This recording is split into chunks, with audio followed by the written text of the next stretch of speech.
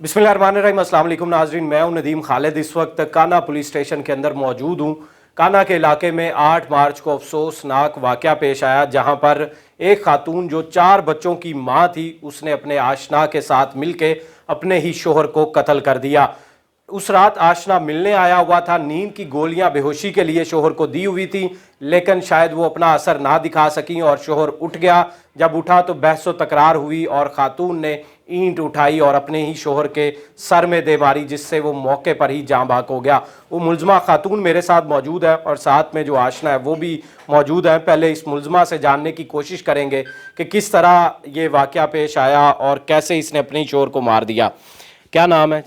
शनाज। शनाज, मुझे ये बताओ कि किस तरह तुमने अपने ही शोहर को मार दिया। 4 बच्चे हैं तुम्हारे और तुम्हें उस पर तरस नहीं आया ईंट उठा के मारते हुए? वो मुझे मार रहा था, इसलिए मैंने भी पता नहीं क्या हुआ, मैंने भी उठाई ईंट और सर में मारी। गलती से हुई है। कितने बच्चे हैं तुम्हारे? 4। क्या करते हैं? स्कूल जाते हैं और 2 छोटे घर में होते हैं। कितनी बेटियां, कितने बेटे? 1 बेटी और 3 बेटे। और ये मुलजम जिससे तुम मिलती थी, इसका क्या नाम है और कब मिली थी इसे पहली दफ़ा? कितने माह हो गए हैं? 2 माह हुए हैं। 2 माह हो गए। 2 माह के अंदर इतना ताल्लुक बन गया। और शोहर से शादी को कितने साल हो गए? 8वां साल लगा हुआ है। 8 साल। 8 साल का ताल्लुक एक तरफ और 2 माह का ताल्लुक एक तरफ। तुमने 8 साल वाले ताल्लुक को उस वक्त मार दिया इस 2 माह के लिए? गलती से हो गया। क्या शोहर के साथ इख्तलाफात थे? क्या मामला था? किस वजह से तुम्हारा इसके साथ ताल्लुक बन गया? वो मेरे साथ ठीक नहीं रहते थे, हर बात पे मुझे मारते थे, हर बात पे मुझे गाली दे के मुझे घर से बाहर निकाल देते थे। मैंने इतनी दफ़ा समझाया, अम्मी के घर में जाती थी, चुप करके घर में बैठ जाती थी। अम्मी बोलती क्या हुआ, मैंने कहा कुछ नहीं। जब गुस्सा ठंडा होता था घर में वापस आ जाती, फिर भी मुझसे झगड़ा करता था। अपने बच्चे लेके साइड पे हो जाती थी, फिर भी वो हर बात पे मुझे लड़ता था और झगड़ा था। तो ये फिर इससे दोस्ती की क्या वजह बनी? जाहिर बात है, जो घर वाले मतलब बताओ बताओ। घर में जो सारे मामलात थे, ये दाद रसी करता था? क्या कहता था? हौसला देता था? क्या कहता था? जी हौसला देता था। तो इससे नाजायज़ ताल्लुकात क्यों कायम किए फिर? गलती हुई। हम्म? और शोहर को जब मारा तो नींद की गोलियां कहाँ से लाई थी? नीचे रहते थे। नीचे? डॉक्टर नीचे थे, हम ऊपर थे किराएदार। अच्छा, उस डॉक्टर से ली थी? जी। और उसने तुम्हें दे भी दी? गैर कानूनी था ये तो? ये मुझे नहीं पता। तुम्हें ये नहीं पता था अगर इस तरह हो जाए तो मेरे शोहर को कल को होश ना आए, अगर दवाई ये मैं दे रही हूँ गलत, तो उससे भी तो वो मर सकता था? लेकिन ये टेंशन नहीं होगी तुम्हें? पहली दफ़ा जब मिली थी तब भी उसको बेहोशी की गोलियां दी थी? नहीं जी। दूसरी दफ़ा जब मिली थी तब भी? नहीं, तो इस दफ़ा क्यों दी थी? पता नहीं था। उसको शक हो गया था? नहीं, फिर क्यों? मुझे पता नहीं था। क्या नहीं पता था? ये किसने मशवरा दिया था गोलियां देने का? किसी ने ही नहीं। इसने कहा था? नहीं। और अब बच्चों का क्या बनेगा? सोचा है ये? अपनी गलती का एहसास हो गया। क्या एहसास हुआ?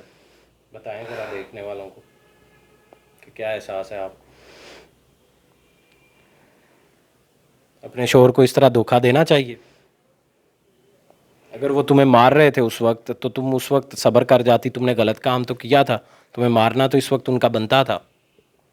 गलती हुई है मुझसे। जी, मेरे साथ ये मुलज़म भी मौजूद हैं, इनसे जानते हैं। क्या नाम है तुम्हारा? इमरान अब्बास। इमरान अब्बास, क्या करते हो? मेडिसिन की फैक्ट्री में काम करता हूँ सर।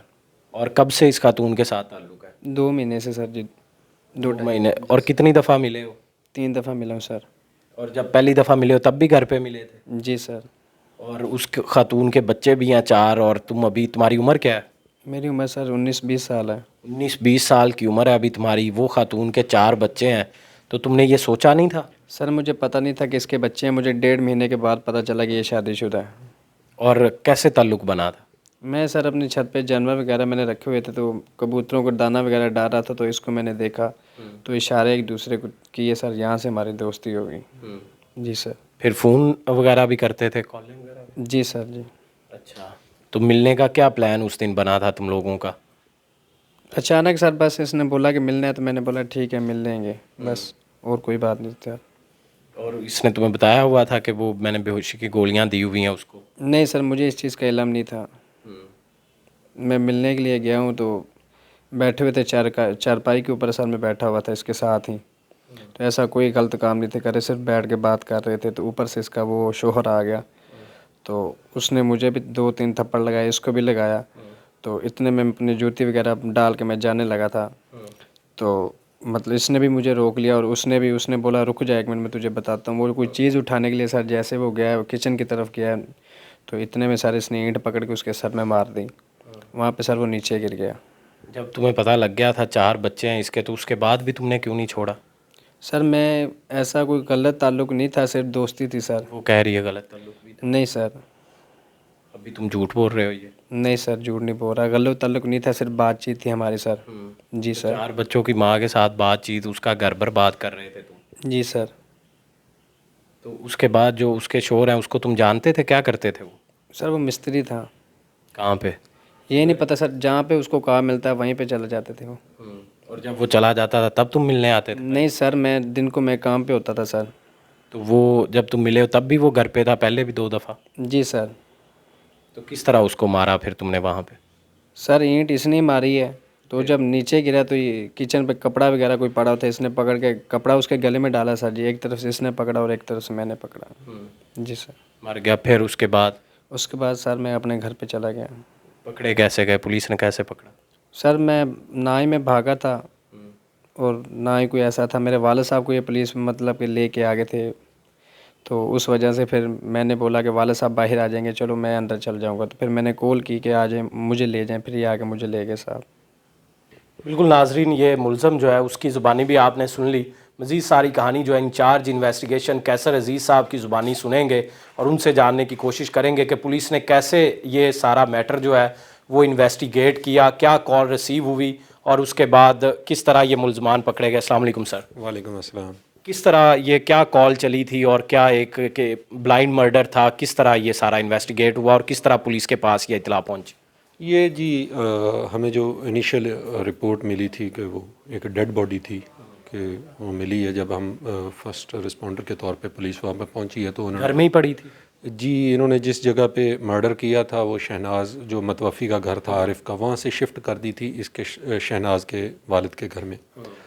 और हमें ये रिपोर्ट दी गई कि ये एक्सीडेंट में फौत हुआ है और ये शहनाज ने बल्कि मौक़िफ़ इख्तियार किया कि ये रात को दूध लेने गया था और रिक्शे में जो सरिया था वो इसके सर पे लगा है मामूली सा, तो इसने कहा कि नहीं जी, इसने कहा कि आप पट्टी करवा लें, उसने कहा ज़रूरत कोई नहीं है, मामूली चोट है।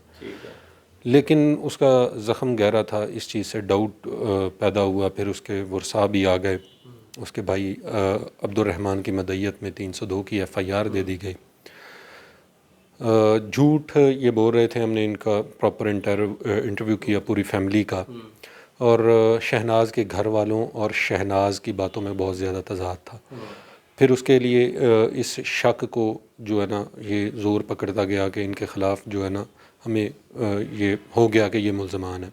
फिर इनकी CDRs वो हमने कॉल डिटेल ली, उनको एनालाइज़ किया, फिर उससे पता चला कि ये कमरनामी भी है। फिर इसको दोबारा हमने इंटरव्यू किया तो फिर ये बात खुल गई कि इन्होंने किया है, और फिर क्राइम सीन को छुपाया भी है। इसमें इसके घर वाले भी इन्वॉल्व हैं, वो ताहाल मुकदमे में अभी उनकी गिरफ़्तारी बाकी है और जल्द अज जल्द उनको भी इंशाल्लाह गिरफ़्तार करेंगे। ये मुलजमान झूठ बोल रहे थे, अभी भी ये इस बात से इनकारी हैं, इन्होंने बहुत सारी बातें अभी हमें भी इंटरव्यू में नहीं बताई। तो जब CDR आई तो उससे पहले ये मुलजम अंदर था या इस पर कोई शक नहीं था, ये गायब था मौके से उस वक्त तक? नहीं, उस वक़्त तो ये चला गया था, उसको मार के 4 बजे घर छोड़ के चला गया था ये, और फिर ये ख़ातून अकेली बैठी रही। फिर 6 बजे इसने अपने भाई को बुलाया और क्राइम सीन को इन्होंने साफ़ किया, वहाँ पे ब्लड वगैरह था उसको रिमूव किया और डेड बॉडी को शिफ्ट किया, उससे ब्लड वगैरह उन्होंने गायब किया। बिल्कुल। नाज़रीन, ये आपने मुकम्मल जो है दास्तान, हकीकत जो है वो कुछ और होती है। जिस तरह के इंचार्ज इन्वेस्टिगेशन कैसर अजीज़ साहब हमें बता रहे थे कि ये मुल्ज़मान ने किस तरह क्राइम सीन मुकम्मल तौर पर पहले छुपाने की कोशिश की, अपने घर बॉडी शिफ्ट की, वो डेड बॉडी जो कि इसके शोहर आरिफ की थी, और उसके बाद घर वालों को भी साथ इन्वॉल्व करके इसको एक्सीडेंट का एक रूप देने की कोशिश की। लेकिन बाद में जब CDR और पुलिस को शक हुआ तो उसमें ये सारी कहानी जो है वो वाज़े हो गई कि ये मुल्ज़मान जो है यही है, और इसने अपने आशना के साथ, इस खातून ने मिल के अपने ही शोहर का कत्ल कर दिया था। इसी के साथ मुझे दें इजाज़त, अल्लाह निगहबान।